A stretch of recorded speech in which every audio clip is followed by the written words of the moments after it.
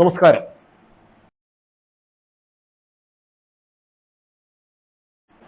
അടുത്തതായി നമ്മൾ പരിചയപ്പെടുന്ന ഒന്ന്, ഞാൻ ഈ സ്ക്രീനിൽ കാണിക്കുന്ന ബോബനും മോളിയും എന്ന് പറഞ്ഞ കഥാപാത്രം. ബോബനും മോളിയും എന്ന് പറഞ്ഞ കഥാപാത്രങ്ങളെ അറിയാത്ത മലയാളികൾ ഉണ്ടാവില്ല. തോംസ് എന്ന് പറയുന്ന പ്രസിദ്ധനായ കാർട്ടൂണിസ്റ്റ് അദ്ദേഹം സൃഷ്ടിച്ച, തൻ്റെ ഭാവനയിൽ നിന്ന് സൃഷ്ടിച്ച, അല്ലെങ്കിൽ അദ്ദേഹം പരിചയിച്ച ആളുകളിൽ നിന്ന് സൃഷ്ടിച്ച രണ്ട് കഥാപാത്രങ്ങളാണ് ബോബനും മോളിയും എന്ന് പറഞ്ഞ ചേട്ടനും അനിയത്തിയും കൂടി ഒരു കുഞ്ഞു പട്ടിയും. ഇവർക്ക് കൂട്ടായിട്ട് ചേട്ടത്തിയും ചേട്ടനും വക്കീൽ, അച്ഛനും അമ്മയും, അങ്ങനെ ഉപ്പായി മാപ്പിള പോലുള്ള കുറേ കഥാപാത്രങ്ങളെ ടോംസ് ഇവർക്ക് സൃഷ്ടിച്ചിട്ടുണ്ട്. ടോംസ് ഈ കഥാപാത്രങ്ങളിലൂടെ ചില സാമൂഹ്യ യാഥാർത്ഥ്യങ്ങളെ ഹാസ്യത്തിൻ്റെ മേമ്പൊടി ചേർത്ത് അവതരിപ്പിക്കുകയാണ് ചെയ്തത്. ടോംസ് ഒരു കാർട്ടൂണിസ്റ്റ് ആയിരുന്നു. പരീക്ഷയ്ക്കിടയ്ക്ക് ചോദിച്ചിട്ടുള്ള ചോദ്യമാണ്, എന്താണ് കാർട്ടൂൺ?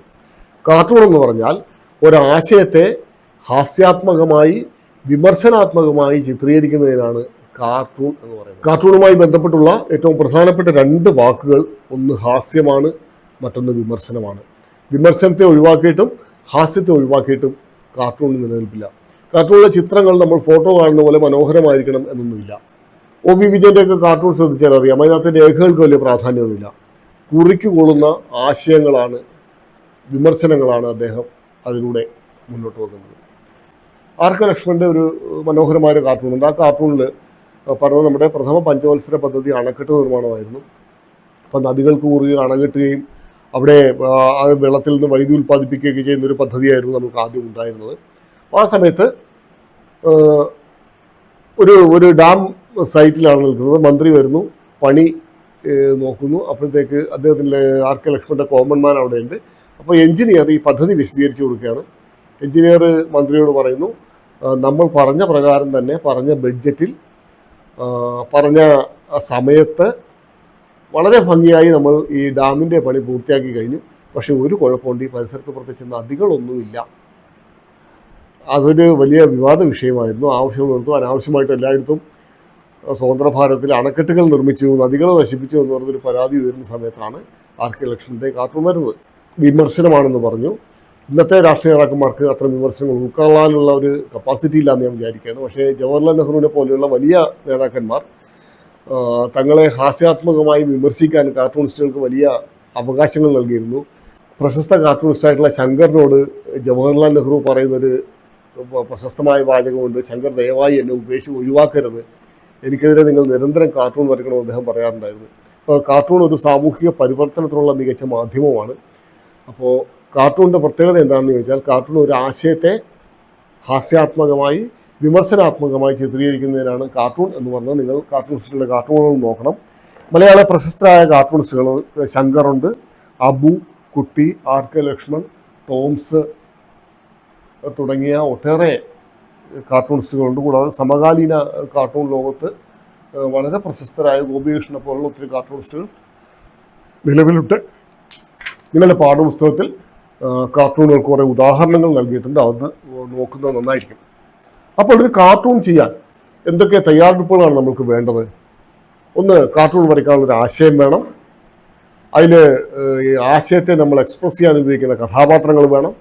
ആ കഥാപാത്രങ്ങൾ പറയുന്ന ഡയലോഗുകൾ വേണം. അതിന് ഒരു കാലിക പ്രസക്തി ഉണ്ടാവണം. പഴയ കാര്യങ്ങളാവരുത്, ഒരു വർത്തമാനകാല ചിന്തയുണ്ടാവുന്നതാവണം. ഇങ്ങനെയുള്ള കുറേ കാര്യങ്ങൾ ശ്രദ്ധിച്ചാൽ നിങ്ങൾക്കും സ്വന്തമായി കാർട്ടൂണുകൾ ചെയ്യാവുന്നതാണ്. ഏതെങ്കിലും ഒരു വിഷയത്തിൽ ഒരു കാർട്ടൂൺ ചെയ്തു നോക്കുന്നത് നല്ലതായിരിക്കും എന്നാണ് തോന്നുന്നത്. കാർട്ടൂണുകൾ പോലെ തന്നെ പ്രധാനപ്പെട്ട മറ്റൊന്നാണ് കാരിക്കേച്ചർ. കാരിക്കേച്ചർ നിങ്ങൾക്കറിയാം, സ്ക്രീനിൽ കാണുന്നത് ഇന്ദിരാഗാന്ധിയുടെ കാരിക്കേച്ചർ, അടൂർ ഗോപാലകൃഷ്ണൻ്റെ കാരിക്കേച്ചർ ഒക്കെ നമ്മളുടെ ടെക്സ്റ്റ് ബുക്കിൽ കൊടുത്തിട്ടുണ്ട്. എന്താണ് കാരിക്കേച്ചർ? വ്യക്തിയെ അല്ലെങ്കിൽ ഒരു വസ്തുവിനെ അതിൻ്റെ പ്രത്യേകതകളെ കുറച്ചുകൂടി എക്സാഗ്രേറ്റ് ചെയ്ത് ചിത്രീകരിക്കുന്ന രീതിയാണ് കാരിക്കേച്ചർ എന്ന് പറയുന്നത്. ആ ചിത്രത്തിലെ അടൂർ ഗോപാലകൃഷ്ണൻ്റെ കാരിക്കേച്ചർ കണ്ടാൽ മനസ്സിലാവും.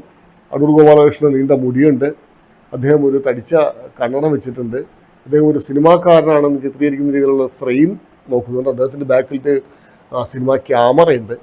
ഇതൊക്കെ അടൂർ ഗോപാലകൃഷ്ണൻ ആരാണ്, എന്താണ് നമ്മളെ ബോധ്യപ്പെടുത്തുന്ന രീതിയിൽ ഹാസ്യാത്മകമായി ചിത്രീകരിച്ചിരിക്കുന്നതാണ്. പരീക്ഷയ്ക്ക് ചോദിക്കാൻ സാധ്യതയുള്ള ഒന്ന്, എന്താണ് കാർട്ടൂണുകളും കാരിക്കേച്ചറുകളും തമ്മിലുള്ള വ്യത്യാസം എന്നായിരിക്കാം 3 മാർക്കിൻ്റെ ചോദ്യം പ്രതീക്ഷിക്കാവുന്നതാണ്.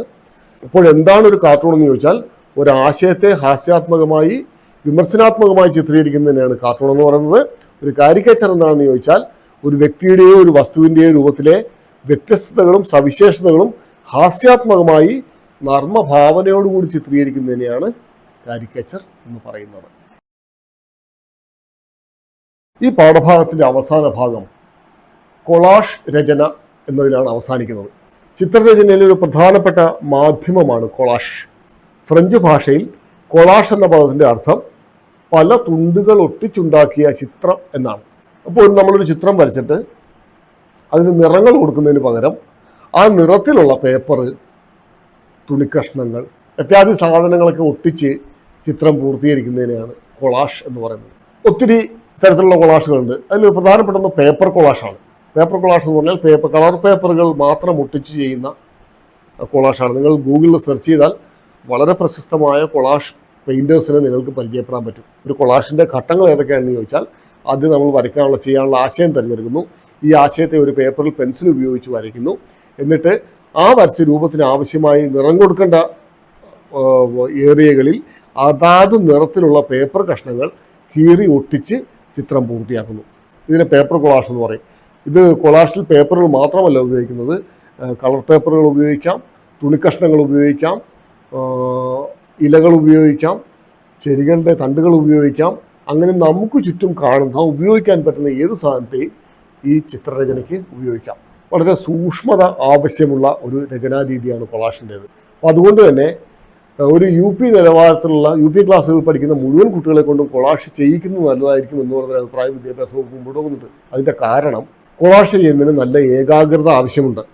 ഒരു ഔട്ട്ലൈൻ വരച്ചാൽ ആ ഔട്ട്ലൈൻ്റെ ഉള്ളിൽ നിന്ന് പുറത്തു പോകാത്ത രീതിയിൽ പേപ്പർ കഷ്ണങ്ങൾ ഒട്ടിക്കുന്നതിന് നല്ല ഏകാഗ്രതയും ഒരു ടാലൻസിയും ആവശ്യമുണ്ട്.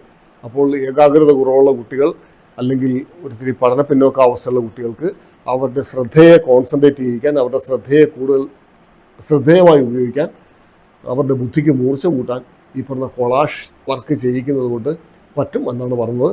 അതുകൊണ്ട് തന്നെ UP ക്ലാസ്സിലെ ഇന്റേൺഷിപ്പിന് പോകുമ്പോൾ നമ്മൾ നിർബന്ധമായും കുട്ടികളെ കൊണ്ടൊരു കൊളാഷ് വർക്ക് ചെയ്യിച്ചാൽ നല്ലതായിരിക്കും എന്ന് പറഞ്ഞൊരു അഭിപ്രായം എനിക്കുണ്ട്.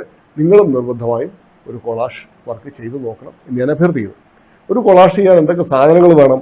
അതിൽ കടലാസ് വേണം, വർണ്ണക്കടലാസ് വേണം, തുണികളാവാം, കത്രിക വേണം, പശ വേണം, പേപ്പർ വേണം, പെൻസിൽ വേണം. അപ്പോൾ ഇത്യാദി കാര്യങ്ങളൊക്കെ ഉണ്ടെങ്കിൽ നമുക്ക് മനോഹരമായ കൊളാഷ് നിർമ്മിക്കാവുന്നതാണ്. അപ്പോൾ കൊളാഷിൻ്റെ ഘട്ടങ്ങൾ എന്തൊക്കെയായിരിക്കും? ഒരാശയം രൂപീകരിക്കണം, അതിൻ്റെ ഔട്ട്ലൈൻ വരയ്ക്കണം, അതിന് സ്വാഭാവിക നിറങ്ങൾക്കായിട്ടുള്ള കടലാസ് തുണ്ടുകൾ ശേഖരിക്കണം, അവ ഒട്ടിച്ചു വെച്ച് ചിത്രം പൂർത്തീകരിക്കണം. അപ്പോൾ ഇതാണ് കൊളാഷിൻ്റെ ഘട്ടങ്ങൾ. ഇതോടുകൂടി ഇന്നത്തെ ക്ലാസ് ഇവിടെ പൂർണ്ണമാവുകയാണ്. നിങ്ങൾക്ക് ഞാൻ ഈ പറഞ്ഞ കാര്യങ്ങളൊക്കെ മനസ്സിലായിട്ടുണ്ടാവും എന്ന് വിചാരിക്കുന്നു. ഏതെങ്കിലും കാര്യത്തിൽ സംശയമുണ്ടെങ്കിൽ ചോദിക്കാൻ മടിക്കണ്ട. എൻ്റെ വാട്സപ്പ് നമ്പർ ഇവിടെ നൽകുന്നുണ്ട്. വാട്സപ്പിൽ മെസ്സേജിലായിട്ടോ അല്ലെങ്കിൽ ഈ വീഡിയോയിൽ കമൻ്റായിട്ടോ നിങ്ങളുടെ അഭിപ്രായങ്ങൾ രേഖപ്പെടുത്താം. ഏതെങ്കിലും ഭാഗങ്ങൾ കൂടുതൽ വിശദീകരിച്ച് പറയണമെന്നുണ്ടെങ്കിൽ അത് ചെയ്തു തരാൻ തയ്യാറാണ്. നിങ്ങൾക്ക് ഈ ക്ലാസ്സുകൾ വൃത്തിയായി മനസ്സിലായി എന്ന് ഞാൻ വിചാരിക്കുന്നു. നന്ദി.